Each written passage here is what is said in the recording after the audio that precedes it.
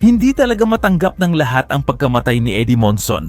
Kapag binalikan mo ang lore ng Dungeons and Dragons at ikinumpara sa Stranger Things, lumilitaw ang malinaw na pattern na hindi na pwedeng baliwalain.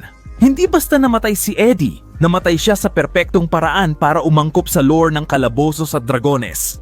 Kaya maghanda ka dahil sa video na ito ipapaliwanag namin kung bakit babalik talaga si Eddie sa Season 5 ng Stranger Things.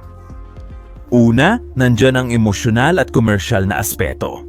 Alam ng serye na gumagawa sila ng karismatikong karakter na madaling makakonekta at mararamdaman ng libu-libong tao na parang matalik na kaibigan. Ipinakita nila na ang pinakamagaling nilang ginawa ay inilagay siya sa ating mga puso saka siya pinatay sa harap natin.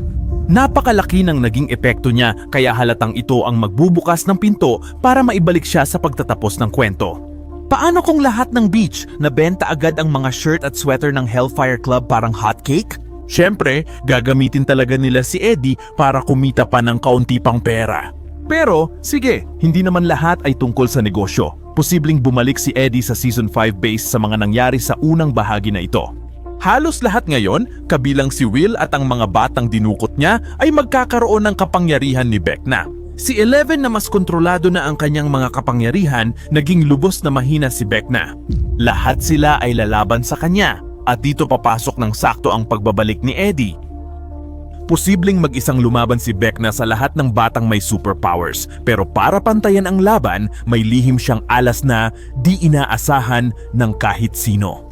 Kaya niyang buhayin muli ang mga patay at siguradong bubuo siya ng isang hukbo gamit ang lahat ng namatay na may kaugnayan sa baligtad na mundo. Makikita natin ang mga iconic na karakter na akala natin ay hindi na natin muling makikita, pero ang pinakamakapangyarihan sa lahat ay si Eddie. Magiging napakahirap para sa mga bata na tapusin ang lahat ng mga inosenteng taong ito na ngayon ay bahagi na ng hukbo ni Vecna. Kaya kailangan nilang mag-isip ng paraan para maputol ni Vecna ang koneksyon niya sa kanyang mga sundalo. At dito papasok si Eddie. Ano ito? Bakit? Si Eddie ay bahagi ng pinakamahalagang kwento ng Dungeons and Dragons para talunin si Vecna. Sa Dungeons and Dragons natalo si Vecna ng sarili niyang kanang kamay. Cass! At kapag inaral mo ang kwento ni Cass, mapapansin mong sobrang kahawig ito ng kwento ni Eddie sa Stranger Things. Si Cass ay isang mandirigmang napakataas ng antas, minamahal, karismatiko at halos imposibleng makalimutan. Siya ang pinakadakilang bayani na maaaring matagpuan ni Vecna at nang makita niya ang mga kakayahan, lakas at presensya nito, alam niyang kailangan niya itong gawing kanang kamay niya. Gumawa pa si Vecna ng isang napakamakapangyarihang espada para sa kanya. Ang espada ni Cass, isang sandatang may sariling isipan, mapanganib at maaaring tumalikod sa kahit sino. At ganoon nga ang nangyari. Kalaunan, nagsimulang bulungan ng espada si Cass na hindi na siya kailangan ni Vecna na mas magaling siya at balang araw ay itatapon lang siya. Nabiktima si Cass ng manipulasyon, pumasok sa kaharian ni Vecna, pinutol ang braso, tinanggal ang mata at sinimulan ang pinaka-epikong laban sa lore. Nawala silang pareho, nawala sila sa mundong kinaroroonan nila at paglipas ng panahon, bumalik si Cass bilang isang mandirigmang vampira, isa sa pinakamakapangyarihang nilalang sa lahat. Mapapansin ninyo, maraming bagay ang konektado sa lore ni Eddie sa Stranger Things. Si Eddie ay professional sa Dungeons and Dragons at isa sa pinakamakapangyarihang mandirigma sa Hawkins. Palaging karismatiko si Eddie at mahal ng lahat at napakatapang niya na isinakripisyo niya ang sarili para akitin ang mga paniki mula sa baligtad na mundo. Ibinigay niya ang buhay niya para sa iba kaya naging bayani siya para sa marami.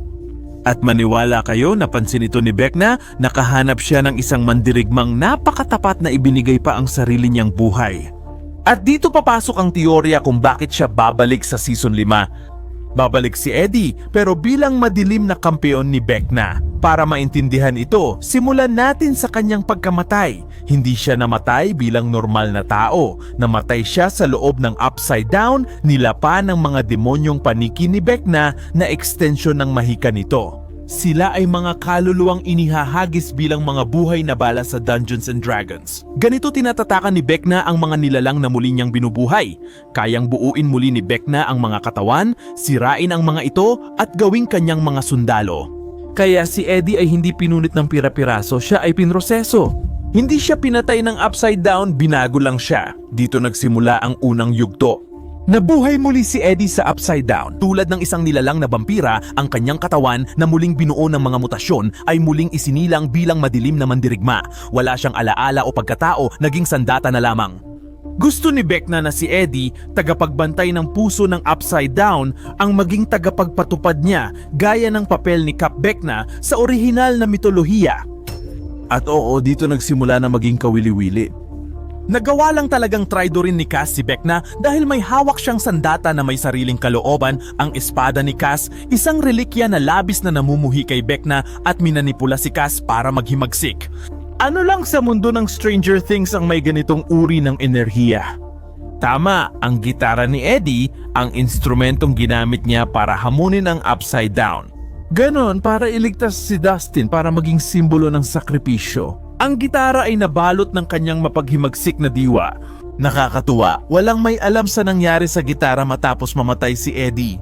Kapag tinugtog ulit ng gitara ang Upside Down, may magbabago.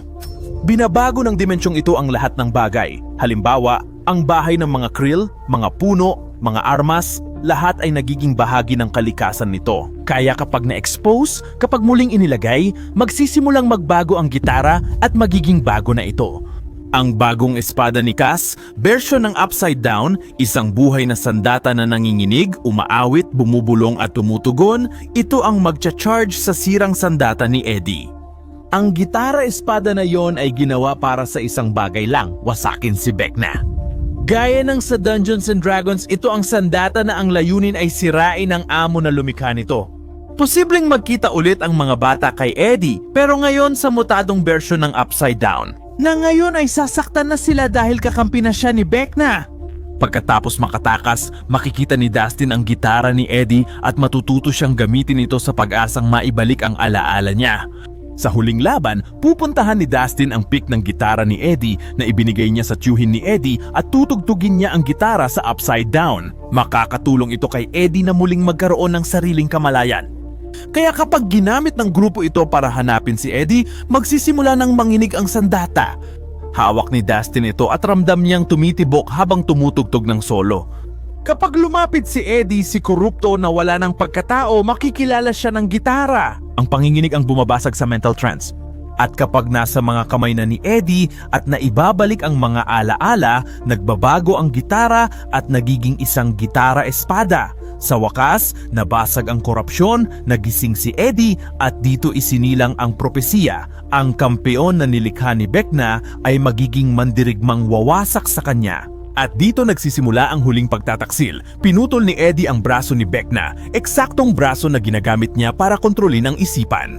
Pagkatapos itinarak niya ang espada sa mata nito, ginaya ang Dungeons and Dragons. Lubos na nabwisit si Vecna, sinubukan niyang pasukuin ito pero huli na ang lahat. Ginawa ang sandata para talunin siya at matapos ang labanan, si Eddie ang magbibigay ng huling palo. Babagsak si Vecna, magugulo ang Upside Down pero sa kasawiang palad, hindi na makakabalik si Eddie. Sa huli, sa tingin nyo paano konektado ang kwento ni Cass ng Dungeons and Dragons kay Eddie sa Stranger Things? Magkomento at mag-subscribe kayo para sa mas marami pang video tungkol sa Stranger Things.